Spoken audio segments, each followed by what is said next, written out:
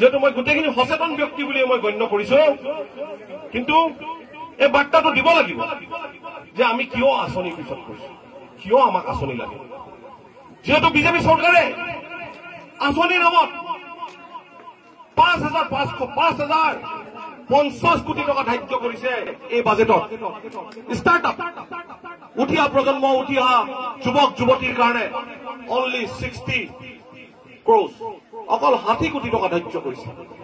চিন্তা কৰক, আঁচনি নামত, বেনিফিচিয়াৰী নামত 5,050 কোটি টকা, আৰু উঠি অহা প্ৰজন্ম, ষ্টাৰ্টআপ, স্কিল ডেভেলপমেণ্ট যিকোনো বিধত অনলি 60 ক্ৰ'ৰ্ছ। হ'ব লাগিছিলে আঁচনি নামত 60 ক্ৰ'ৰ্ছ, 5,050 কোটি টকা হ'ব লাগিছিলে ষ্টাৰ্টআপ, উঠি অহা যুৱ প্ৰজন্মৰ কাৰণে 1600 পোষ্টৰ কাৰণে 32 লাখ মানুহে এপ্লাই কৰিছে। চিন্তা কৰক, 1600 পোষ্টৰ কাৰণে 32 লাখ মানুহে এপ্লাই কৰিছে। আৰু আমাৰ মামাই আঁচনি দি দি মানুহৰ ভোট লৈ লৈ তেওঁৰ ৰাজত্ব চলাই যাব বিচাৰিছে। ৰাজত্ব চলাই কি কৰিছে? মামা আৰু মামী ধনী হৈছে, মামা মামীৰ লগত থকা মানুহবিলাক ধনী হৈছে।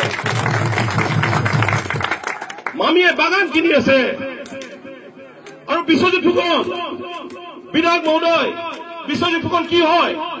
বিশ্বজিৎ ফুকন মহৰী হয় মামাৰ, বিশ্বজিৎ ফুকন মামাৰ মহৰী। আমি যেতিয়া কাম চাবলৈ ৰাখো মানুহ মহৰী, মামাৰ এনেকুৱা বাগান চাবলৈ মহৰী হিচাপত বিশ্বজিৎ ফুকনক ৰাখিছে। আমি প্ৰত্যাহ্বান দিছো, বিশ্বজিৎ ফুকনৰ যদি সাহস আছে, সেই এপেক্স বেংকৰ কেলেংকাৰী কথা যেতিয়া এজন ব্যৱসায়ীয়ে নিউজত কৈ আছিলে, তেতিয়া সেই ব্যৱসায়ীজনৰ ওপৰত কিয় কেছ নিদিলে বিশ্বজিৎ ফুকনে? যদি তেওঁ যদি সাহস আছিলে, তেতিয়া তেওঁ কিয় কেছ নিদিলে? আমি ইয়াৰ পৰা, এই মঞ্চৰ পৰা বিশ্বজিৎ ফুকনক এই বাৰ্তাটো দিব বিচাৰিছো, আপুনি কিয় কেছ নিদিলে? ৰাজেশ বাজাজে যে আপুনি তেওঁৰ বাগান লোৱাৰ ধান্দা আছিলে, আপুনি যে পইচা খাইছিলে, আৰু যে এজন মিনিষ্টাৰ সঞ্জয় কিষাণ আপুনি যে পইচা খাইছিলে বুলি তেওঁ যে এটা চিবি চেনেলত ডাইৰেক্টলি কৈছিলে, তেতিয়া তেওঁ কিয় কেছ, বিশ্বজিৎ ফুকনে কিয় কেছ নিদিলে? কেছ দিবলৈ সাহস নাই, সব মিলি ভকত, কেছ দিবলৈ সাহস নাই। আমাৰ জাতীয় অনুষ্ঠান বুলি কৈছে, এপেক্স বেংক বোলে আমাৰ জাতীয় অনুষ্ঠান। নিশ্চয় আমাৰ জাতীয় অনুষ্ঠান, আমাৰ বেংক, আমাৰ সকলোৰ আবেগৰ কথা আছে। আমাৰ ইয়াৰ মানুহৰ পইচা দ্বাৰা বেংক চলি আছে। ধুনীয়া ধুনীয়া মিহি মিহি মৰম লগা কথা কয় বিশ্বজিৎ ফুকনে, ধুনীয়া ধুনীয়া ভাষণ দিয়ে, ধুনীয়া ধুনীয়া ডাইলগ মাৰে। বিশ্বজিৎ ফুকন ঘৰত গলে, যেতিয়া গাঁৱৰ কিবা অনুষ্ঠানৰ কাৰণে যাব, যেতিয়া গাঁৱৰ নামঘৰৰ কাৰণে যাব, যেতিয়া গাঁৱৰ মছজিদৰ কাৰণে পইচা বিচাৰি যাব, মন্দিৰৰ কাৰণে পইচা বিচাৰি যাব, এই গাঁৱৰ মানুহবিলাক কি কৰে? অলপ দিনৰ আগত ঘোষণা কৰি দিলে, যিমানবিলাক মন্দিৰ মছজিদ পুৰণা আছে সকলোবিলাকত 3 লাখ টকা দিয়া হয়। ৰাতিপুৱা আমাৰ অসমীয়া মানুহ ভকত বাপ ধুতি পাইজামা গামোচা পিন্ধি পেলাই 2খন গাড়ী লৈ গুচি গ'ল, বিশ্বজিৎ ফুকনৰ ঘৰত উপস্থিত।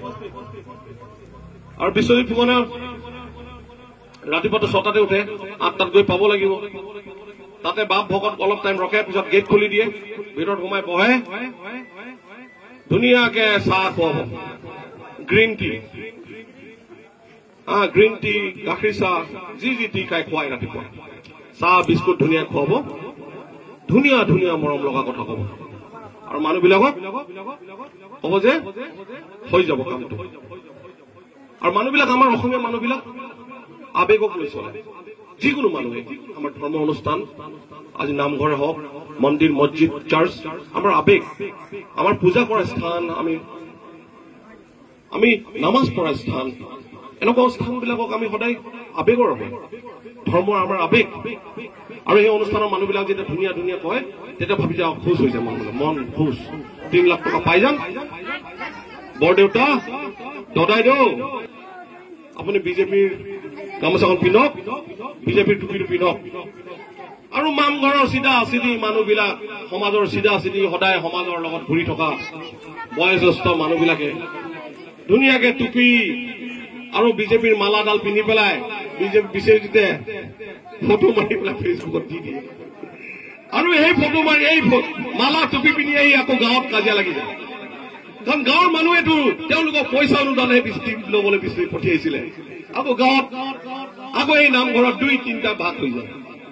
সেইটোৱে কয় ভাগ কৰা অনুষ্ঠান। আৰু তাৰপিছত কয় বেংকৰ একাউণ্ট খোলক।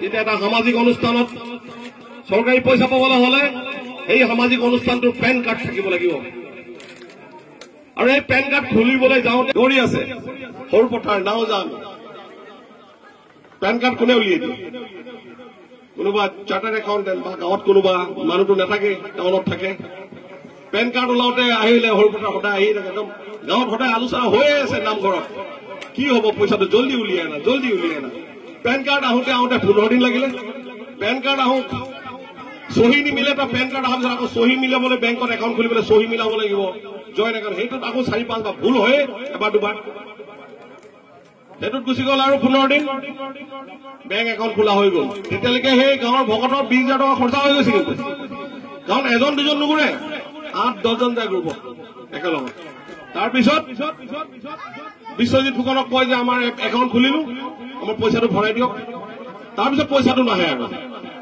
খালি মালা আৰু টুপিটো পিন্ধি গুচি আহিল আৰু বেংক একাউণ্টটো হৈ গ'ল এই বাৰ্তাটো মই বিশ্বজিৎ ফুকনক ইয়াৰ পৰা দি পাব বিচাৰিছো এই মঞ্চৰ পৰা এই বাৰ্তা দিব বিচাৰিছো বিশ্বজিৎ ফুকন ডাঙৰীয়া আপুনি মানুহবিলাকক কিয় ঠগি আছে আমাৰ সহজ সৰল অসমীয়া মানুহবিলাক যোনে নামঘৰ মছজিদ চাৰ্চ পাতি পেলাই আমাৰ সমাজত ভালদৰে বসবাস কৰি আছে আপুনি স্পষ্ট ভাষাৰে কওক যে আপুনি তাত ভোট পালে দিম তাত ভোট পোৱা নাই তাত ভোট পাইছো বিশ্বজিৎ ফুকনে সদায় ভোট ইয়াত পাইছো ইয়াত পোৱা নাই ইয়াত পাইছো ইয়াত পোৱা নাই আমি এখন গণতান্ত্ৰিক দেশত আছো আমাৰ গণতন্ত্ৰই কি কৈছে আমাৰ সংবিধানে কি কৈছে আমাৰ মৌলিক অধিকাৰ কি আমি যেতিয়া এখন গণতান্ত্ৰিক দেশত আছো গণতন্ত্ৰই কৈছে আমি গণতন্ত্ৰত আমি সকলো জাতি ধৰ্ম মানুহ আমি সকলো সমান আৰু তেওঁ যদি গণতন্ত্ৰক সন্মান কৰে আৰু গণতন্ত্ৰক যদি তেওঁ শপত লৈছে তেওঁ তেতিয়া কিয় সকলো জাতি ধৰ্ম মানুহক